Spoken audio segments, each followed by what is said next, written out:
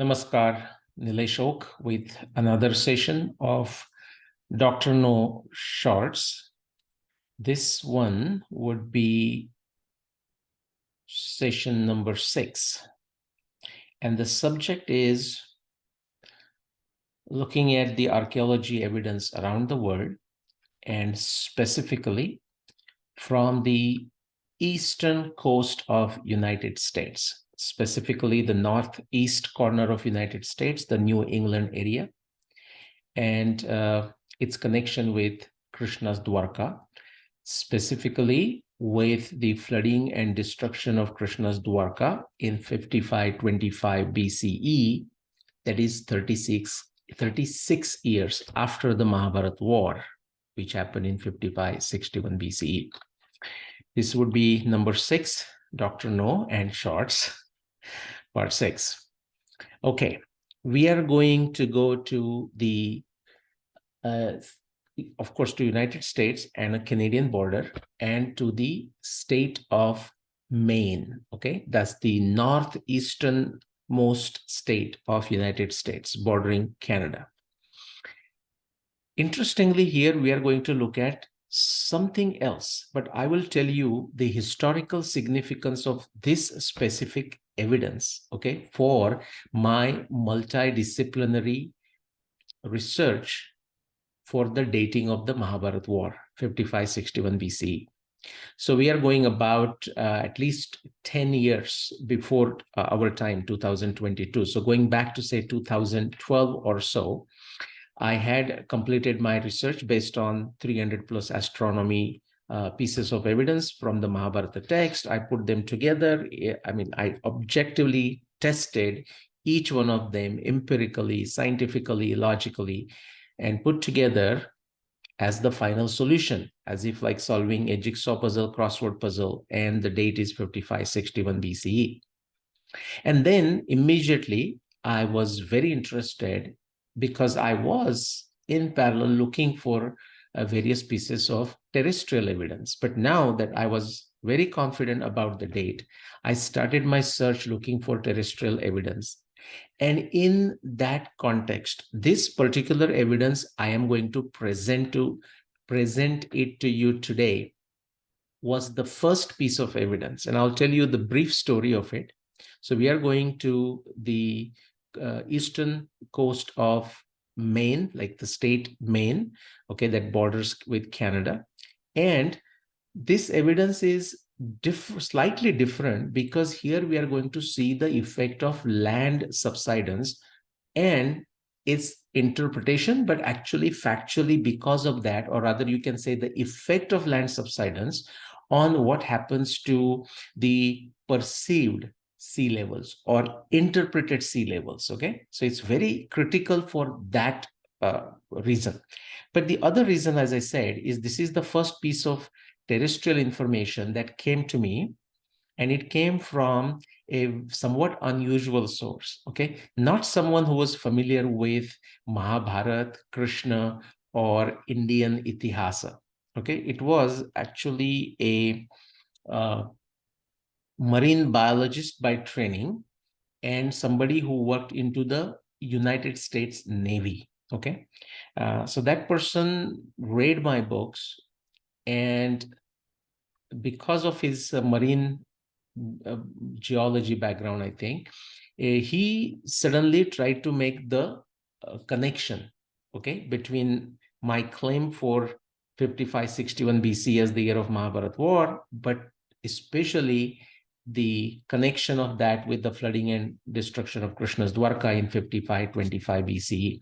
So in that context, he brought this evidence to my attention. Let me admit that my knowledge of the sea level rise, or actually how that was figured out, was actually limited at that time. Okay, it's way better than it was then, but I still don't consider myself as the expert. But remember, the experts, the so-called experts, authorities, and academics have actually created a havoc. Okay, so it's very important. I mean, important to tell myself, but important to those who are listening, that don't get stuck into the expert fallacy. Okay, demand expertise, demand evidence, demand objective testing, and do it yourself. All right, so let's get into this. Before I take you to Maine, which is very close to this area, this is the area of the Great Lakes, okay, bordering United States and Canada. And why I am showing you this? Because that has to do with, this is important that we understand this in order to understand what is happening in the state of Maine along the shoreline. These all area until, let's say, 9000 BC, about 11,000 years ago or so, or possibly slightly later, okay? Actually, I have maps here on the other side, were covered with a very thick sheet of ice, like a glaciers or general, a sheer thick sheet of ice, just the accumulation. We will not go into the reason why that happened. That cannot be done in 15 minutes, guys. That cannot be done even in 1 hour. It cannot be done in 1 day. It's very exciting, but somebody has to have immense amount of background knowledge in order to quickly grasp it. So I'm not going to do it, why it was covered. Okay. But what happened is when the ice started melting, it's very interesting that when the ice was melting, or rather when the ice was there and a very thick sheet of ice, kilometers, miles thick, just imagine that. Actually, it's very hard to imagine. The sheer weight of that ice pressed the land below. Okay. Now, interestingly, when the ice melted, not everywhere the land came up. Actually, in many places, the land popped up, and there is a geological evidence of that. In fact, going back many years when I was in Canada, and I could access this place very easily because I used to work in this area also, I had proposed a conjecture. More or less, I can say in my mind, it didn't come into literature. I never wrote about it. But thinking about the Kurma avatar, so it's like a transition from the ocean to the land, and the kurma, like the turtle, is like amphibian, so I thought, this popping up of a land, and some places that I have seen, it literally looks like a hill or the backside of a turtle. So I said, maybe that's what might have given the idea of this kurma avatar. Of course, nothing of this kind happened in India. But then remember, if you go back in deep antiquity, then the Indian civilization and its connection existed around the world. Anyways, let's put that story aside. These lakes are those areas which actually as if did not pop up. Of course, there could be those depressions that is very much possible, but there you can read geology papers to see that these could be the areas which did not pop up. Okay, just quickly showing you 2 data points. What was the scenario here? If you go back to Ramayana times, 14,000 years ago, you can see how much ice coverage was there here, okay, in this Grand Lakes area. And even if you come further in time, okay, to a Mahabharata times, more than 7,000 years ago, still there was a significant ice sheet, okay? And so remember this in mind, that the land was suppressed, and when the ice went off, in some places it came up and other places it did not come up.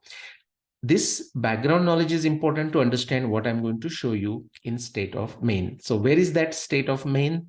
That's somewhere there. New York, from New York, you go further up to Connecticut, to Massachusetts, Rhode Island, Vermont, and keep on going sort of northeast direction. And the last state of United States there is state of Maine. Okay. So in the map, something here. So think of this. This is Boston here. Okay. This is Connecticut. This is Rhode Island, Massachusetts, Vermont, and, and then finally the state of Maine here. Okay, so this area where the star is, we are looking at. Maine sea level history is particularly complicated, and therefore I took you to the Grand Lakes before, because it involves not only the worldwide changes in the level of oceans generated by melting ice sheets, but also more local effects. And that you're going to see, and you will see it doesn't exactly match with 5525 BC. So why am I showing this to you? Because this is the first piece of evidence that somebody brought it to my attention. And he actually, being a marine geologist, walked me through some additional graphs that he had access to. I'll not tell you the reason he worked with me. He's my ex-colleague in some fashion. I have lost contact with him, but it can be easily found out. And he showed why that 55-25 matches too. But with my limited knowledge at that time, I couldn't quite understand it. Besides, I felt this could be, see, there are these Mahabharata researchers who have a problem understanding as simple things as Bhishma Nirvana, the duration of Bhishma on the bed of arrows, or why Arundhati walked ahead of Vasishta, or when it walked ahead of Vasishta, simple retrograde motions and Vakri motions and simple conjunctions. I said, what to speak of this? They will never understand it, and matter might become complicated. That is no longer a worry of mine. 5561 BC is well established. Whether some people will never accept it, never understand it, and that's fine.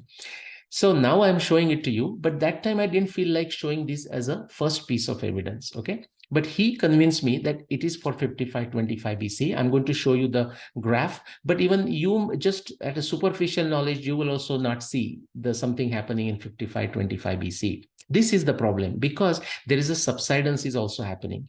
These include land level changes produced by weighing down on the Earth's crust by local ice sheets and the subsequent rebound of the land. That's why I showed you the Grand Lakes. In fact, many laypersons and scientists have asked, please pay attention, is the sea level changing or is it the land that is moving? That is a difficult question to answer completely and is the subject of much ongoing research even today in 2022. Now, let me show you the plot that he showed it to me, and then additional data. Okay, what do you see? The x-axis is the time going back 16,000 years, okay, before present, so 14,000 years, whatever it is, and coming to our times. Okay, and what is on the y-axis? The mean high water level. See, today's mean level, sea level is here, and but notice what happened. Okay, if you go back in deep antiquity, actually the sea level was very high. Now that doesn't make sense, does it? No. Why do you see that? Because of the ice sheets, the land was pressed down. So as if like land came down, and therefore artificially sea level was feeling higher. Now when the ice melted, what happened? The land popped up. And that's why actually you see this line, the sea level went suddenly significantly down, like sharply down. This is like going back, say, what, 11,000 years ago. Is that correct? Yeah, 11,000 years ago. And then as the sea level started rising, okay, sea level is always rising for last 20,000 years, but the land is no longer doing any changes. The sea level shows coming up based on the data. And guess what? Let me put this 55-25 BC here. Okay, just after that, there is a sea level rise, but nothing at the 55-25 BCE. And that has to do with a very complex phenomenon of subsidence with the land happening in this region. So therefore, I said, where is that current? And he showed me with some subsidence data and said how this should be adjusted to actually understand a significant peak in 55-25 BC. I'll tell you guys, I gave up. At that time, I said, okay, thank you very much for the data. I kept the data, but I waited for additional evidence showing up. And now I'm sharing that evidence with you. Phenomenal evidence around the world. Okay, so basically that's it, guys. Okay, so we looked at data for sudden flooding around the world at Black Sea in 55-25 BCE. We looked at 7 different locations in West Indies. We looked at Great Barrier Reef. We looked at Dogger Bank, UK, and now at Maine, USA. That's all I have. All right, I'll see you shortly in another session of Dr. No Shorts. Namaskar.